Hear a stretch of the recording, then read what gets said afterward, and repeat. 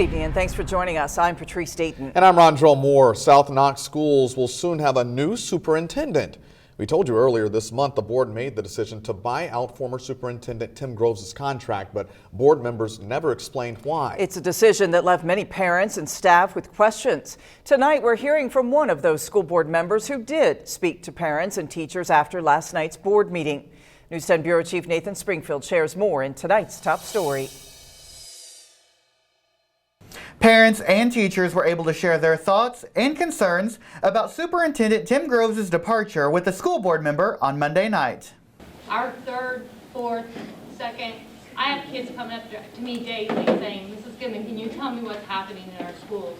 Many parents and teachers at South Knox are also asking the same question. During Monday night's meeting, parents asked members of the school board for transparency.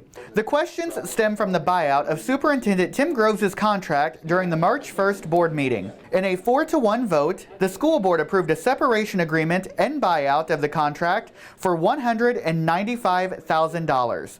The lack of transparency only makes the problem grow bigger and bigger and bigger, and that follows us into a new school, like a new school year. That's going to follow us into having a new superintendent. Board members Jess Wadgen, Michael Edwards, and Gary Holscher all declined to comment. However, School Board President Eric Carter gave me some kind of insight as to why the school board has kept quiet. You want to tell everybody everything. You don't want to not be transparent, but there's certain things we can and can't talk about, and I don't know exactly what those are.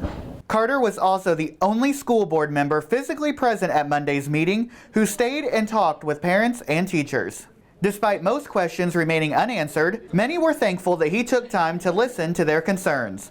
Meanwhile, Groves' last day will be on June 30th. The school board met with a consultant from the Indiana School Boards Association on Monday night. Together, they put a plan in place to find a new superintendent before the start of the next school year. The goal is to accept applications through the end of April and officially name a new superintendent by the middle of June. Now, I was able to get a copy of the separation agreement. You can read that by heading over to WTHI-TV.com. Reporting from the Bureau in Vincennes, Nathan Springfield, News 10.